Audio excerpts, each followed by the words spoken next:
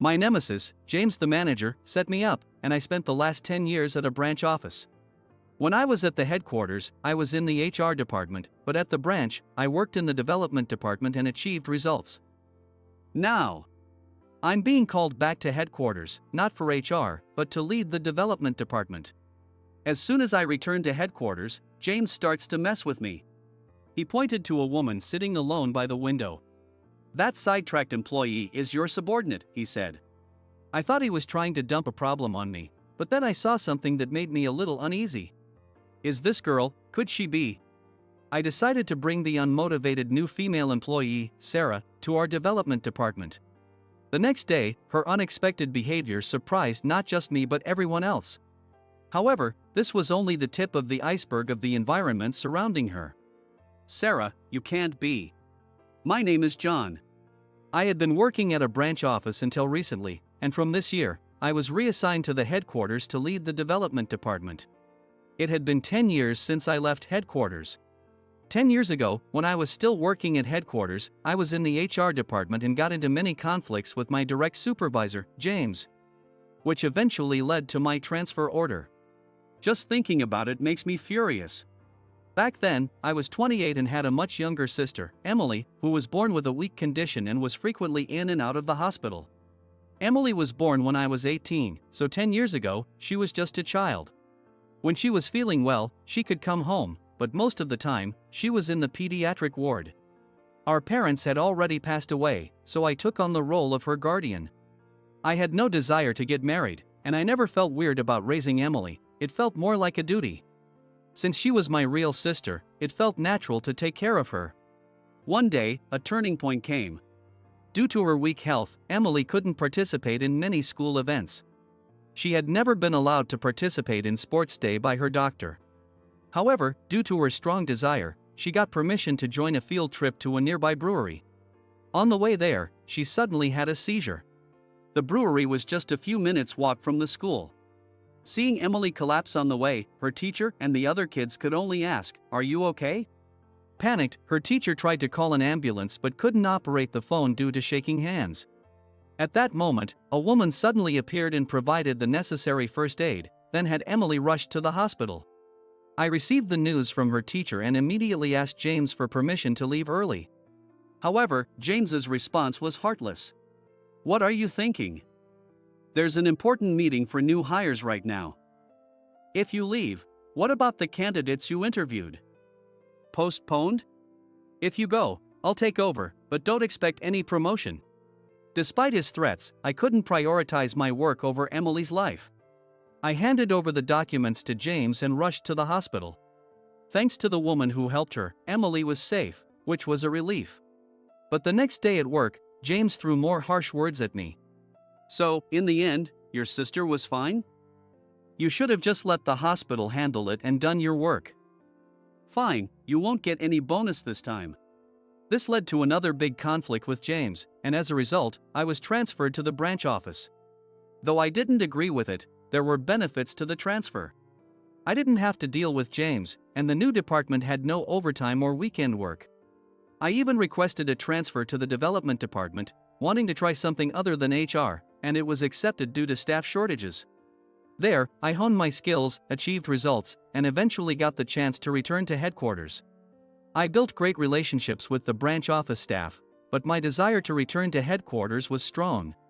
So, I returned to New York after 10 years. After 10 years, many things had changed. The employee cafeteria was renovated, and the vending machines allowed one free drink a day with an employee card. As I walked to the development office, thinking about how much things had improved, I ran into someone I didn't want to see. "Ha! Aren't you John? It's been a while. I don't know what sneaky methods you used to get back, but there are plenty people like you. Try not to get transferred again." I didn't respond to his words. Every time his unpleasant voice echoed in my ears, the events of that day flashed back. At the same time, my shoulders trembled with hatred. I don't think the past 10 years have been a waste, but the treatment I received still doesn't sit right with me. I gave a slight nod and tried to leave, but James, known for his persistent nature, kept talking to me despite my ignoring him. "I heard you moved to the development department. Well, someone like you can't handle HR. So, you're in systems now? How can you stand being around those nerds who only do math? Let me show you something interesting. Then James forcefully grabbed my hand and led me to the HR office.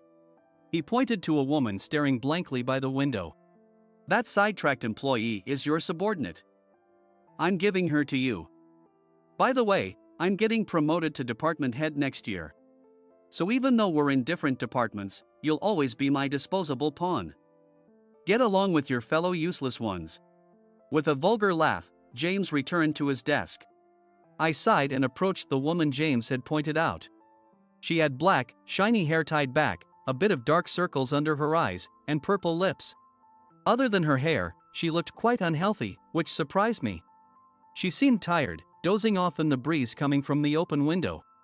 This is still a major corporation. I couldn't understand how a woman like her got hired, let alone assigned to the HR department. But since she was here, there must have been a reason for her hiring, though it still puzzled me. Excuse me, are you okay? At my voice, the woman slowly opened her eyes. Oh, I fell asleep again, didn't I? I'm sorry. I'm so busy that I can only sleep while I'm here. She didn't seem busy at all, making me furrow my brows. However, seeing something about her made me a little uneasy. Wait, is this girl? As I thought, I felt someone's gaze piercing me. Looking in that direction, I saw James angrily mouthing, "Take her away now." I sighed and spoke to the woman. Nice to meet you. I'm John, the manager of the development department. After introducing myself, the woman quietly said her name. I'm Sarah Smith. I don't have much to offer this company, but I'll do what I'm told. If she stayed in HR, she might become a target for James's harassment. Though she didn't seem motivated, she said she'd follow instructions, so maybe she could be useful. With that hope, I immediately consulted with the HR head, Kevin, to transfer Sarah to the development department. Our team knew me well, so I thought the work would be manageable. The team saw Sarah as an unmotivated new HR employee. One of my subordinates approached me. They asked if James was harassing me again. Although we had issues in the past, James and I were now just managers in different departments, with him set to be promoted next year. I'm not going to let him intimidate me like before. We're in different departments now, and he can't boss me around. I'll take responsibility for Sarah. Though my subordinates were not convinced, they accepted my decision and returned to their tasks. Sarah remained passive, not taking any initiative. She even needed prompting to introduce herself. Everyone was probably worried about how things would go. I was one of them. I had brought her to our department to defy James, but this could end up burdening my team. However, that thought changed the next day. That day, I was giving instructions to my team and starting the morning tasks. Most of my subordinates were knowledgeable enough not to need much guidance, so there were no issues. Thus, I focused on training Sarah, but I was so shocked by her work that I was left speechless. John, I finished the documents as you asked. Where had the unmotivated woman gone? I assigned a simple task to the newbie, something easy enough for her to handle. However, it was too perfect. The junior employees I've trained before took at least half a day to complete such documents. I thought finishing by the end of the morning would be sufficient, but Sarah completed it by 11 a.m. and brought it to me. She had told me she didn't have much knowledge in this department. The previous day, before leaving, I had casually mentioned some useful knowledge and recommended a few books and websites if she wanted to learn more. Could she have absorbed all that information in just one day? If so, that's incredible. Sarah, were you not unable to work but just unmotivated? She nodded without any signs of guilt. Seeing her straightforward attitude without any pretense, I couldn't help but laugh. This surprised my subordinates, who asked what was going on, and when I showed them the documents Sarah had prepared, they were all stunned. The content was flawless, with no typos. It was so perfect that I had to laugh. Even though Sarah's passive attitude didn't change, she quickly absorbed and mastered everything taught to her. James must have found some reason to avoid giving her any tasks. With her lack of enthusiasm, it's understandable why he wouldn't want to assign her work, but it's worth a try. Sarah rapidly improved, becoming a respected member of the development department in just 6 months. Initially seen as an unmotivated new hire, she's now referred to as being in eco mode. She seems a bit displeased by this. I'm not trying to conserve energy, it's just my nature. Though she's often grumpy, Sarah has started to show more emotion around us. At first, I had no idea what she was thinking, she moved like a robot. But now, she clearly states when she can't do something and is often seen helping her colleagues when they're in trouble. Seeing her more lively than she was in the HR department, I felt a small sense of victory over James as a fellow supervisor. He couldn't motivate Sarah, but I did. This realization brought a sense of satisfaction. Then, the new fiscal year began, and the former HR head retired, with James being promoted to department head as planned. HR employees were troubled by his increasingly arrogant attitude, but it didn't concern us. Sarah now calls me my mentor affectionately. My subordinates who knew me before my transfer to the branch call me John or my mentor. The way I'm addressed doesn't matter. Like at the branch, there's a comfortable distance between supervisors and subordinates, fostering mutual trust, making work enjoyable. Sometime later, James appeared, gloating. Hey, John, the development manager who was kicked out of HR. How's Sarah doing? Still useless? You drew the short straw. He acted as if I had brought this misfortune upon myself, even though he had forced it on me. No, that didn't matter. James's snide remarks were nothing new, and there was no point in engaging with him. But at that moment, I was so furious that I found myself talking back to him. Sarah? She's incredibly competent and a great help. Thanks to you, our work efficiency has improved. Thank you for transferring her. I gave him a defiant smile, which made James turn red with rage.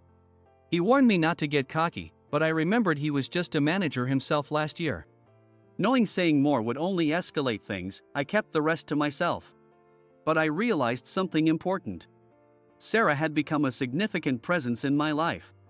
I didn't have romantic feelings for her, but she had become a valuable subordinate. Lately, she's been taking initiative in her work, and when she makes a small mistake and feels down, her colleagues say, even Sarah makes mistakes. Ha! Starting with no motivation and moving past her eco mode, she's finally showing some human warmth. Watching her growth is heartwarming, and it brings about indescribable feelings in my mind. One day, I asked her a question. Why were you so unmotivated at first? Sarah responded with an attitude that made it seem obvious. Because I didn't feel like I belonged. How can I work in a place where I'm not welcomed? She had a point, and I ended the conversation there. However, something still bothered me. If my thoughts were correct, it wasn't that she didn't belong, but that she wasn't trying to create a place for herself. But since she didn't bring it up, I didn't see a need to pry further. So, I let it go. As spring turned to summer, Sarah began to take frequent days off. Our development department manager seemed to know the reason and asked us not to hold it against her. No one would anyway. Even when she took days off, Sarah completed her minimum required tasks, so no one was inconvenienced. As her direct supervisor, I tried to reduce her workload, but she insisted, please give me the usual tasks, I don't want to burden others. So, I gave her work with longer deadlines, thinking she wouldn't need to work too hard. Yet she always submitted her tasks well ahead of time, making me wonder why she hurried. Her colleagues were worried and speculated that she might be working a second job. Our company is a major corporation, so the pay and benefits are better than average. I must admit that one of the reasons I returned to headquarters was the salary. Therefore, there's no real need for anyone to have a second job, though it's not prohibited and isn't interfering with work. So, we decided not to pry and continue to treat her normally until she chose to talk about it herself. The second summer since Sarah became my subordinate arrived. The heat was relentless, and except for client visits, everyone dressed casually. That day, I had an appointment with a client, so Sarah and I were out. In the company car, we bickered over radio stations and songs as we headed to our destination. We had become what you might call a perfect match. Of course, this didn't mean we saw each other as life partners, but we were well suited for each other in a professional sense. Pairing up with Sarah made my work more efficient. So, we started spending more time together, purely for work, with no emotions beyond that. There was another important reason for being with her. I wanted to keep an eye on her health. I had no ulterior motives. As her supervisor, I was concerned about her well-being, both professionally and personally. Are you still busy with other things? When I asked, she answered matter-of-factly. Oh, that's fine. I promise it won't interfere with my job, so don't worry. Her slightly off response prompted me to clarify. No, that's not what I mean. We have more staff now, so you can take a break. You're doing well, and our clients are happy because of you. I'm concerned about your health, not your work. I glanced down. In the passenger seat, she had a triangular rice ball on her lap, likely bought from a convenience store intended as her lunch. At first glance, it seemed fine, but it was surprising to learn that this was all she ate every day. I had seen her hydrate frequently, but on reflection, I realized I had never seen her eat anything other than rice balls. When I asked, she confirmed that this was all she ate, so I angrily drove us to a place. That was the family restaurant. Even on a weekday, it was buzzing with moms and social groups. Since it was lunch break, I told her I would treat her. Order whatever you like. No, not that. Why just a salad and drink bar? I watched as she ordered only a Caesar salad and a drink bar on the tablet, and I stopped her. When I asked if she wasn't hungry, she said it was just a habit. Hearing she could eat normally if she tried, I ordered a pork cutlet set for her. No. I can't eat this much. Don't worry, if you can't finish it, I'll eat the rest. This pork cutlet bowl is a special menu here. It's really good, so give it a try. Sarah, reluctantly, took a bite of the steaming pork cutlet bowl that arrived a few minutes later. The moment she tasted it, she made a face I had never seen before and exclaimed in a voice I had never heard from her. Wow, this is delicious. What is this? It's so good. It was hard to imagine the usually cool and composed Sarah expressing such delight and raising her voice like this. Seeing my surprise, Sarah cleared her throat and said, I haven't had a proper meal in a long time. Thank you, John, for the treat. Despite initially doubting she could finish it, she quickly devoured the entire bowl. She must have been very hungry or the food was just that delicious. Either way, seeing her enjoy the pork cutlet bowl with a smile made her seem a bit more endearing. As we headed back to the company car after paying, we heard a loud noise coming from the bike rack area and instinctively turned to see that one of the women who had been having lunch near us had collapsed. Before I could react, Sarah moved quickly. Are you okay? It's probably the sudden temperature change from inside to outside. Breathe slowly, you'll be fine. Just follow my lead, inhale. Exhale. Sarah helped the woman calm down by guiding her through deep breathing exercises. Due to the heat, Sarah had her long black hair tied up in a bun instead of her usual ponytail. Seeing her exposed nape, I couldn't help but think to myself, this confirms it. After a while, the woman recovered and thanked Sarah before leaving with her friends. Sorry for taking up time. Sarah apologized, looking remorseful, and I finally asked the question that had been on my mind. Sarah, are you? Her large eyes wavered upon hearing my question. We completed the system restoration work for our client and headed back to the office. Sarah left early, saying she had plans. Reflecting on the day's events, I bought a coffee from a vending machine and took a break. Then, someone interrupted my break. Of course, it was James. Taking a coffee break here, huh? Must be nice being a development manager. I responded calmly to his sarcastic remark. Are you so free that you have time to bother me, Mr. Head of HR Department? My sarcastic reply clearly annoyed him. James turned red with anger and yelled, As long as I'm around, don't expect to rise above manager. I could even demote you for mistreating Sarah. Knowing James, he might actually do it. He would certainly come to complain on behalf of the HR department if I caused any trouble. He could even fabricate a story to get me demoted. But seeing how much I had grown since those days, he couldn't do anything, and it frustrated him. As we silently glared at each other, trying to assert dominance, a cheerful tune started playing. It was coming from James's phone, and I couldn't help but think, he listens to that idol group's songs? But it turned out to be a serious call. His wife had collapsed, complaining of a sudden headache. Panicking for once, James went pale and shouted, I have to leave right now. At that moment, memories of the incident from 10 years ago flashed through my mind. Wait a minute. Who was it that said leaving because a family member collapsed was a luxury? Isn't there an important HR meeting coming up? What, that's. He seemed to remember the harsh words he had once said to me. Seeing his face contort as if he had swallowed a bitter pill, I said, "You should go. Unlike you, I'm not the kind to lower someone's evaluation or spread bad rumors about them. This is a chance to set things right. You might still tell me to prioritize work, but I won't. Go to your wife immediately." James' face turned even more red, clearly ashamed of his words in the past. However, he had no time to argue. Frustrated, he left the scene. An hour later, after finishing my work, I visited a hospital in the city. Since it was after hours, only hospital staff and visitors were present. As I headed to the elevator hall after checking in, I saw James sitting in the waiting area. I casually sat down next to him. "Is your wife okay?" "John. What are you doing here, at this hospital?" Seeing James completely deflated compared to earlier, I couldn't help but feel sorry for his wife. "Your wife probably sees you as a wonderful husband. But in the company, you can't seem to change your behavior. And people keep distancing themselves from you."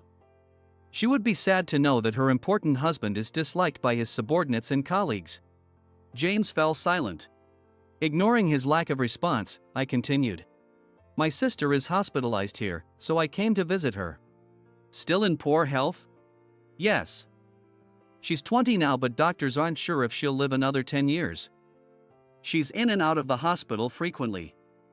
Since she's struggling, I want to work hard and create good memories for her. That's why I returned to headquarters, to earn more and fulfill all her wishes while she can." People might laugh and say there are other ways. However, going out with Emily requires meticulous preparation, sometimes with a nurse or doctor accompanying us. It's not free, it costs quite a bit. If money can solve the problem, I'll earn it. I've said it many times, I have no desire to marry. Emily's happiness, as my sister and daughter, is everything to me. James probably didn't realize how severe my sister's condition was. Reflecting on the past, he again fell silent, looking uncomfortable. The ticking clock sounded unusually loud, and I wasn't sure how much time had passed since then. After some time, the doctor who operated on his wife came out, and James was shocked to see who it was. "You? Sarah?" "Rest assured, your wife's surgery was successful." James, seeing Sarah answer calmly, was left wide-eyed and speechless, his mouth opening and closing silently. He looked as if he had witnessed a natural disaster. I had confirmed a few hours earlier that Sarah was actually a doctor and the daughter of the company's president. "Sarah, are you the woman who helped my sister 10 years ago? My sister's teacher described you, and I've wondered since then.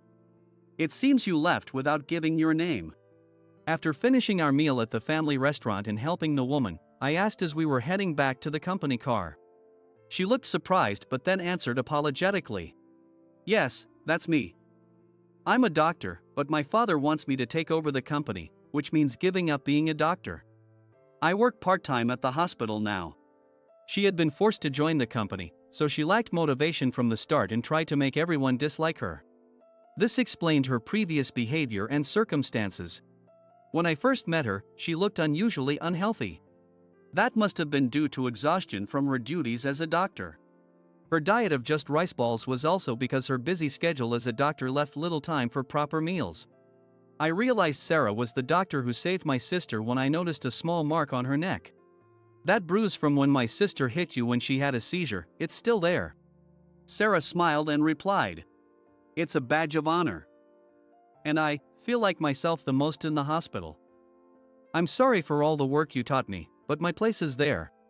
I thought my father would give up seeing my lack of motivation, but I ended up caring for the team. Yet, I am a doctor at heart." Her determined gaze made it impossible to stop her. Though I was too stunned to say anything back then, I felt I could speak now. Ignoring James, I looked into Sarah's eyes and said, "Your place has always been here. You can see it in the faces of the nurses and doctors behind you." Sarah smiled happily at my words. James, regaining his composure, muttered his thanks and quickly went to his wife's room. Afterward, James suddenly resigned from the company. My wife knew everything. I can't change my mindset. I always thought I was right. But seeing Sarah, I felt insignificant. She created her place, while mine was temporary. That bothered me, so I'm leaving. Outwardly, he maintained a facade, which earned him a reputation for being stubborn until the end.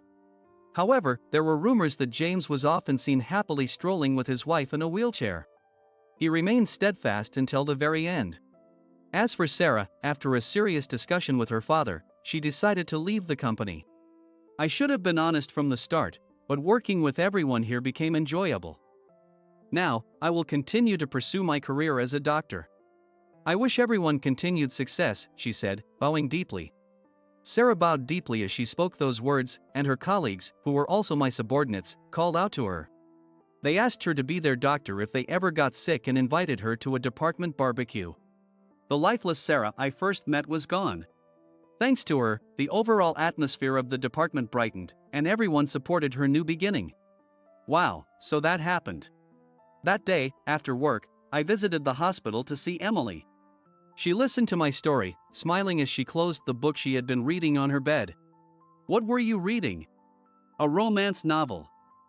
Why don't you ask Dr. Smith behind you? Turning around, I saw Sarah with slightly flushed cheeks. She looked just as good in her white coat as she did in her suit. I asked her the question Emily had prompted. Sarah, did you recommend this book to Emily? Blushing like an apple, she answered in a whisper. It's because you're always so oblivious, John. Brother, seriously, you're clueless.